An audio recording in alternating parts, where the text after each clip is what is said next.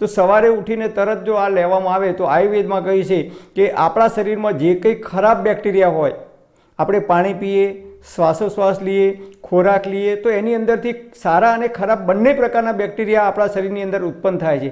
અને ખરાબ બેક્ટેરિયા જ્યારે શરીરમાં એક જગ્યાએ ભેગા થાય છે ત્યારે એ ગાંઠ બને છે. આયુર્વેદ મુજબ આપણી ઇમ્યુનિટી ડાઉન થાય છે, જઠરનો અગ્નિ મંદ પડે છે ત્યારે એ ખરાબ બેક્ટેરિયા એક્ટિવ થાય છે અને એ ગાંઠ હોય જે જગ્યાએ શરીરમાં એ વર્ષો સુધી દુખાવો થતો નથી, 5 કે 10 વર્ષથી હોય, પણ જ્યારે ખરાબ બેક્ટેરિયા એક્ટિવ થાય છે, ઇમ્યુનિટી ડાઉન થાય છે ત્યારે એ ગાંઠ ધીમે ધીમે ધીમે મોટી થવા લાગે છે અને એની અંદરથી કેન્સરની ગાંઠ પણ બની શકે છે. તો આપણે ગેસ એસિડિટીથી લઈ કેન્સર સુધીને તમામ પ્રકારની બીમારીથી બચવું હોય તો આનું નિયમિત આપણે પાન કરવાનું છે, તો આપણે જલ્દીથી બીમાર નહીં પડીએ છે. અને આ ઔષધિ આપણે ઘરે જાતે જ બનાવવાની છે, બજારમાંથી લાવવાની નથી. અને આ ઔષધિ છે એ તમને મફતમાં મળશે, 1 પણ રૂપિયો ખર્ચ કર્યા વગર. પ્રાકૃતિક હળદર છે જે ઘરે લીલી હળદર લાવી ટુકડા કરી સૂકવી અને એમાંથી પાવડર બનાવે છે. બજારમાં જે આપણે તૈયાર હળદર લાવીએ છીએ એમાંથી કર્ક્યુમિન નામનું જે તત્વ છે એ કાઢી લેવામાં આવે છે અને એ હળદર અને આ હળદરનો સ્વાદ તમે જોશો તો રાત દિવસનો ડિફરન્સ પડે છે.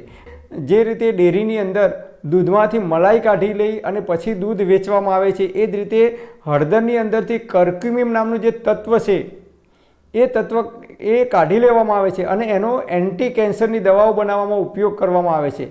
કેન્સરની જેટલી પણ દવાઓ બનાવવામાં આવે છે એમાં એ ઉપયોગ કરવામાં આવે છે. એટલે કર્ક્યુમિન નામનું જે તત્વ છે એ આપણી બોડી માટે અદ્ભુત કામ કરે છે. લીલી હળદર ઘરે લાવી અને એના ટુકડા કરી અને સૂકવીને એનો પાવડર બનાવી અને એ જ હળદરનો આપણે ઉપયોગ કરવાનો છે. અને આ છે લીમડાના, કડવા લીમડાના પાન જે નીચે પડી ગયા હોય, સુકાઈને પીળા થઈ ગયેલા એવા લાવવાના નથી. લીલા તાજા પાન અત્યારે એપ્રિલ મહિનાની અંદર જે નવી કૂપળો ફૂટે છે એ લીમડાની ડાળીઓ તોડી અને ઘરે લાવી અને ઘરમાં વરંડામાં કે ધાબા ઉપર જે જગ્યા હોય ત્યાં સૂકવી દેવાના. એકલા પાન લાવીને સૂકવશો તો પવનમાં ઉડી જશે. એ ડાળીઓ નાની નાની તોડીને લાવવાની અને એના પાન સુકાઈ જાય ત્યારે એના પાનનો પાવડર બનાવશો તો આવા જ કલરનો બનશે. તો આ બંને સવારે ઉઠીને ભૂખ્યા પેટે લેવાનો છે. કેટલો લેવાનો? તો 1/4 ભાગની ચમચી અથવા ચણા જેટલી જ ગોળી બને એટલો જ લેવાનો છે, વધારે માત્રામાં લેવાનું નથી. બંને સપ્રમાણમાં, એટલે કે 1/4 ભાગની ચમચી તમારે હળદરનો પાવડર લેવાનો અને 1/4 ભાગની ચમચી કડવા લીમડાનો પાવડર લેવાનો. બંને પાણીમાં નાખી ગરમ ઉંફાળું પાણી લેવાનું, એની અંદર પાણી નાખી અને ઊભા પગે બેસી અને ધીમે ધીમે ઘૂંટડે ઘૂંટડે પી જવાનું. એ રીતે જો તમે ના પી શકતા હોય તો આની ગોળી બનાવી દેવાની ચણા જેટલી, બંનેની એક એક, અથવા 1/4 ભાગની ચમચી આ પાવડર લેવાનું, 1/4 ભાગની ચમચી આ પાવડર ફાંકી કરી જવાની અને પછી ગરમ ઉંફાળું પાણી ધીમે ધીમે ઘૂંટડે ઘૂંટડે પી જવાનું. આ રીતે તમે સવારે ઉઠીને નિયમિત આનો પ્રયોગ કરશો.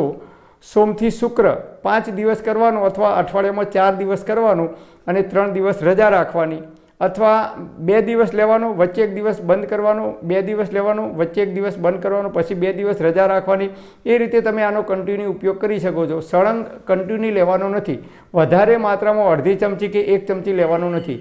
માત્ર 1/4 ભાગની ચમચી એ જ નાની ચમચી જ લેવાનું છે, મોટી ચમચી લેવાનું નથી. બંને આ એક ચણા જેટલી ગોળી બને ને આ ચણા જેટલી ગોળી બને એટલું જ લેવાનું છે, વધારે માત્રામાં લેવાનું નથી.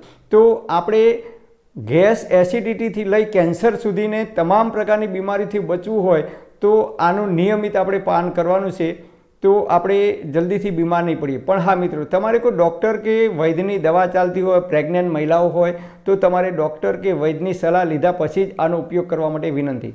પરમપિતા પરમાત્મા આપ સર્વેને તંદુરસ્ત અને નિરોગી રાખે એવી હૃદયપૂર્વક મારી પ્રાર્થના. Thanks for watching my video. Thank you.